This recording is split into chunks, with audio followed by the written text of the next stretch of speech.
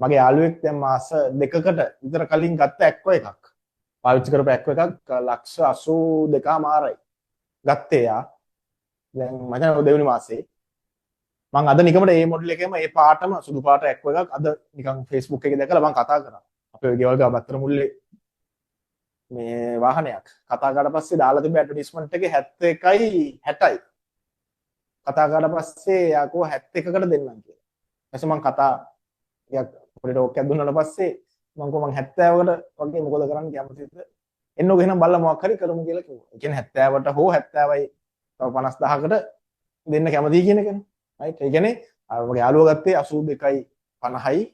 අතන 70යි 50යි කියලා හිතනවා ලක්ෂ 10ක් 12ක් වගේ ගැප් එකකට ඇවිල්ලා තිනවා වාහනවල මිල අඩු වෙලා තිනවා. ඒ රේන්ජ් එකේ. රයිට් දල වශයෙන්. මම අහුවා ඒක මොන හරි අප්සෙට් තියනවද කියලා වාහනේ බැටරි එහෙම කේස් එක කියලා එතකොට බැටරි අලුතින් දාලා තියෙනකෝ තව අවුරුද්දක් වරන්ටි තියෙනවා කිව්වා. ABS එක මම දැනට ඉෂුව එකක් ඇවිල්ලා නැහැ ඒක නිසා මොකුත් මාරු කරේ නැහැ කියලා කිව්වා. රයිට්. ඒක තමයි ඉතින් ප්‍රැක්ටිකලි තත්ත්වය. තව වාහන කීපෙකට මම කතා කරා. ගොඩක් ඉතින් වාහන අඩු වෙලා තියෙන්නේ. හරි. ඔක මුලින්ම ඔය එක පාටම වාහන ගෙන්නන්න ඒක අපිට ආර්ථික වශයෙන් පැහැදිලි කරොත් මෙහෙමයි. දැන් අවුරුදු 5ක් ලංකාවේ වාහන ගෙන්නන එක නවත්තලා තිබ්බනේ. දැන් ඒක ඇවිල්ලා නිකන් අර මාළු ටැංකියක ඉන්න මාළු රොත්තකට කෑම දවස් කීපයක් නොදා හිටිය වගේ කතන්දරයක් තමයි තියෙන්නේ. අවුරුදු 5ක් වාහන ගෙන්නුවෙම නැහැ. එක පාටට ගෙන්නන්න අරපු ගමන් මොකද උනේ? අර නිකන් මාළුන්ට පොරි දැම්මා වගේ වුණා. දවස් 4-5ක් කන්න නොදී ඉඳලා මාළුන්ට එක පාටට පොරි දැම්මා වගේ වුණා. මොකද උනේ? ඔක්කොම මාළු ටික පොරකකා පොරි ටික කෑවා. ඒ වගේ අපේ මිනිස්සුත් පොරකකා තියෙන වාහන ටික ගත්තා. ඊට පස්සේ දැන් මොකද උනේ? දැන් දිනපතා මාළුන්ට පොරි දානවා. හැමදාම දිනපතා මාළුන්ට පොරි දාන්න ගත්තා. දිනපතා වාහන එන්න ගත්තා. ඊට පස්සේ දැන් අර පොරි කාපු මාළුන්ට දැන් ඉතින් අර තව පොරි කන්න බඩේ ඉඩ නැහැ. හරි ඒ වගේ කතන්දරයක් තමයි. එතකොට දැන් දිගටම වාහන එනවා මිනිස්සුන්ට ගන්න සමහරුන්ට සල්ලි නැහැ සමහරු අරගෙන ඉවරයි වගේ කතන්දර කීපයක් යනවා. ඉතින් ඒක නිසා මොකද උනේ? වාහන මිල වාහන වලට තියෙන ඉල්ලුම අඩු වෙලා තිනවා සැපියුම වැඩි වෙලා තිනවා. ඔක ඉල්ලුම් සැපියුම් වලට අනුව ඒක. ඒක තව හේතුවක්. අනිත් හේතුව තමයි ඉලෙක්ට්‍රික් වාහන. ඉලෙක්ට්‍රික් වාහන ටිකක් අඩු මුදලකට ලංකා මාකට් එකට එන්න ගත්තා. දැන් මේ වෙද්දි ඇවිල්ලා තියෙන වාහනත් එක්ක ගත්තම වැඩිපුරම රෙජිස්ටර් වෙලා තියෙන වාහන තමයි ඉලෙක්ට්‍රික් වාහන.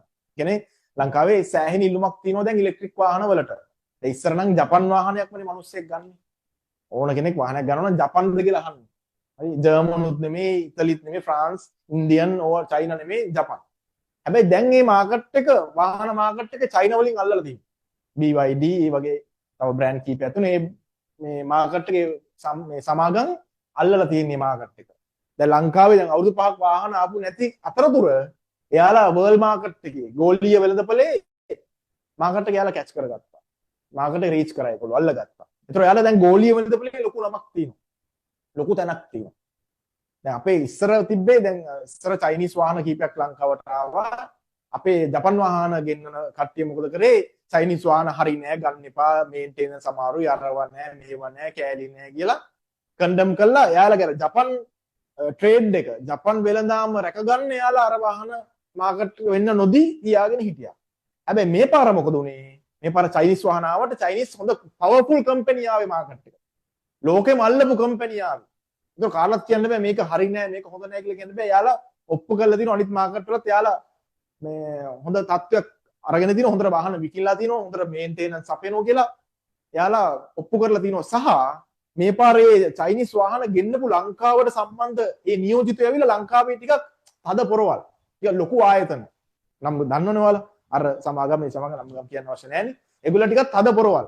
ඉතින් යාලත් එක්ක මේ ලංකාවේ අර ජපානයේ වාහන ගෙන්නන ආනයන කරන කට්ටියට පොඩ්ඩක් ටිකක් අමාරුයි තරඟ කරන්න. හැප්පෙන්න ටිකක් අමාරුයි. පවර්ෆුල් වැඩි.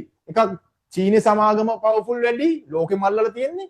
එකක් ලංකාවේ සමාගමත් ටිකක් සල්ලි තියෙන හොඳ ධනවත් ලොකු වත්කම් තියෙන සමාගමක්. මේ නැතක ඔයාලා දන්නවා ඉතින් ලංකාවේ ලොකු හෝටලයක් කියලා එයාලා සමාගමෙන් ඕපන් කරා. ඉතින් ඒ වගේ ලොකු මේ ටිකක් සම්දර්ශන ටික මේ දවස්වල දාලා තියෙන්නේ ඒගොල්ලෝ.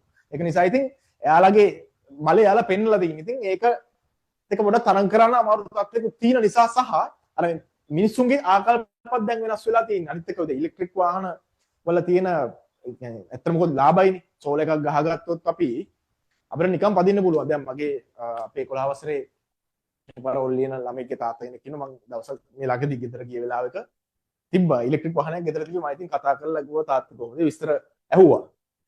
ඇහුවම ඉතින් මට කිව්වා ඇත්තටම සර් හොඳයි නියමයි වාහනේ සම්පූර්ණ සර් මම නිකන් කෝ දුවන්නේ. සෝල එක ගහලා දින්නකෝ සෝල එකෙන් කෝ දුවන්නේ. රුපියලක්වත් මට වේදන් නැහැ කියලා කිව්වා. එයා ගාව තව අවුඩියකුත් තියෙනවා. එයා කිව්වා සර් දැන් මාස 3-4කට කලින් මේ අවුඩි Q2 එකක් සර් ලක්ෂ 200කට ඉල්ලුවා මම දුන්නේ නැහැ කිව්වා. හැබැයි සර් දැන් ලක්ෂ 150කටවත් මට දී ගන්න බැරුව කිව්වා මම ඉන්නේ. ඒ තරම් මිල අඩු වෙලා කිව්වා තියෙන්නේ. ඒ මිලටවත් දෙන්න වෙන්නේ නැහැ කිව්වා. රයිට් අද හවස කතා කරා ඒත් මේ 10 වසර ඉංග්‍රීසි මීඩියම් එකේ දරුවෙක් ගිය අම්මා කෙනෙක්. ඒ අම්මා කිව්වා මම කලින් කියලා තිබ්බේ එයාගේ ප්‍රියස් කාර් එකක් විකුණන්න තිබ්බා. කලින් 120ක් විතර මිලක් ගිහිල්ලා තිබ්බා 115කට ඉල්ලුවා කිව්වා දුන්නේ නැහැ කිව්වා. දැන් දී ගන්න බැරුව ඉන්නේ. මිල අඩු වෙලා තියෙන්නේ. ඒක තමයි තත්ත්වය. වෙලා තින්නේ ඕකයි. වාහන කේස් එකට වෙලා තින්නේ ඔය ඇත්ත ඇතුලේ සිටුේෂන් එක ඕක තමයි. ඒක නිසා ඉස්සරහට ඉතින් දැන් තාක්ෂණයත් එක්ක මේක ඉස්සරහට යනවා මේ ඉලෙක්ට්‍රික් වාහන කියන එක එනවා. ඇත්තටම මොකද දැන් ඉලෙක්ට්‍රිකුත් නෙමෙයි මේ වාහන ශ්‍රේෂ්ඨයේ අනාගතේ ඉලෙක්ට්‍රික් නෙමෙයි. ඉලෙක්ට්‍රික් කියන්නේ වර්තමානය. පෙට්‍රල් ඩීසල් ෆොසිල් ඉන්ධන කියන්නේ අතීතය. ඉලෙක්ට්‍රික් කියන්නේ වර්තමානය. අනාගතයේ ගොඩ බොහෝ දුරට එක්ක හයිඩ්‍රජන් එහෙම නැත්නම් ගොඩක් වෙලාට සූර්ය පැනල හෝ සූර්ය කෝෂ සම්බන්ධයෙන් මොන හරි නව තාක්ෂණයක් එන්න ගොඩක් දුරට ඉඩ තියෙනවා. ගොඩක් දුරට හයිඩ්‍රජන් තමයි දැන් ඉහළින් තියෙන්නේ. සමහර සූර්ය කෝෂ සම්බන්ධ වෙලා සෝලාර් මොකක් හරි සම්බන්ධයෙන් එන්නත් ඉඩ තියෙනවා. ඒක තමයි සිටුේෂන් එක. තව ඉස්සරහට තාම වහිනවා. දැන් ආණ්ඩුවෙන් කියලා තිනවා අද මම අහගෙන ජනාධිපතිතුමා කිව්වා මේ තව වාහන වලට බදු වැඩි කරන්නේ නැහැ කියලා. රයිට්. ඒතර බ්‍රෑන්ඩ් නිව් වාහනත් තව යාලා අලුතෙන් ගැසට් කීපයක් ගෙනල්ලා සමහර බ්‍රෑන්ඩ් නිව් වාහන වල මිල මේ මාසයේ සිට අඩු වෙන නියමිතයි. අලුත් ගැසට් එකට අනුව අඩු වෙන නියමිතයි සහ ඔය මම කියන චයිනීස් සමාගමෙන් අලුතෙන් වාහනයක් ලොන්ච් කරන්න යනවා කියලා ආරංචියක් තියෙනවා. ලොන්ච් කරපු වාහනයක් වෙන රටවල් වලට ලංකාවට තේවනවා කියලා තියෙනවා. ඒක සාමාන්‍යයෙන් දල වශයෙන් මම ඊයේ රෑ හදලා බැලුවා කොස්ටින් එක සාමාන්‍යයෙන් ලක්ෂ 80 70 80 වගේ රේන්ජ් එකකට මේ වාහනේ එනවා ලංකාවට. අනිවාර්යයෙන්ම එනවා. ඒ ගෙන්නොත් ඒ රේන්ජ් එකට ගෙන්නනවා. ඒ රේන්ජ් එකට ආවොත් ඉතින් අනිවාර්යයෙන්ම ඊට අදාළ අනිත් ඔක්කොම වාහන ටික මිල අඩු වෙනවා. ඒක තමයි ඇත්ත. දැන් මේ දවස්වල මාකට් එකේ බලුවොත් Toyota Vios එකක් 2005 7 වගේ Vios කාර් එකක් ලක්ෂ 50ක් විතර කියනවා. වටින්නේ නැහැ ඉතින්. දැන් Acco එකක් 2013 Acco එකක් ලක්ෂ 70 වල තියෙද්දි 50ක Vios එකකට යන්න මිනිස්සු හිතනවා 2007 වාහනයකට. අනිත් එක පෙට්‍රල් වාහනයකට. මේ වගේ දැන් ගොඩක් මම දැක්ක වාහන දැන් ගොඩක් ලක්ෂ 70යි 40යි රේන්ජ් එකේ ගොඩාක් ලොකු වාහන ටිකක් තියෙනවා මිලට වටින්නේ නැති. ඒ ටික සෑහෙන ප්‍රමාණයක් යම් දුරකට අඩු වෙයි කියලා මම හිතනවා. හරි දැන් කලින් වැගනාරය ලක්ෂ 80යි. ඔයාලා දන්නවනේ ඔයාලගේ මේ පොඩි මේ යුගාන්ත සර් ගත්තේ වැගනාරය ලක්ෂ 80යි. දැන් මේ වැගනාරක තියෙනවා ඒ විදිහටම බ්‍රෑන්ඩ් නිව් ලක්ෂ 72යි. හරි ඒ අඩු වෙලා තියෙන මිල. රයිට්. මොක තමයි තත්ත්වය. තව ඉස්සරහට අඩු වෙයි කියලා හිතන්න පුළුවන් අපිට. තව මාකට් එක තව ටික දවසක් යන්න තව ඉල්ලුම අඩු වෙලා සැපයුම එන්නෙන් තව වැඩි වෙනකොට ඒක අර අලුත් වාහන ලෝන්ච් වෙනකොට අලුත් මොඩල් එනකොට ලබන අවුරුද්දට කොහොමත් ලබන අවුරුද්දේ දැන් මේ බජට් එක අයවැය නොවැම්බර් යනවා දෙසැම්බර් ජනවාරි වගේ වෙද්දි පෙබරවාරි වගේ වෙද්දි කොහොමත් තව මිල අඩු වෙයි. ඉස්සරහට අඩු වෙන්න නියමිතයි. ගොඩක් නෙමෙයි යම් තාක් දුරකට තව අඩු වෙයි. රයිට්. බලමු අපි ඉතින්.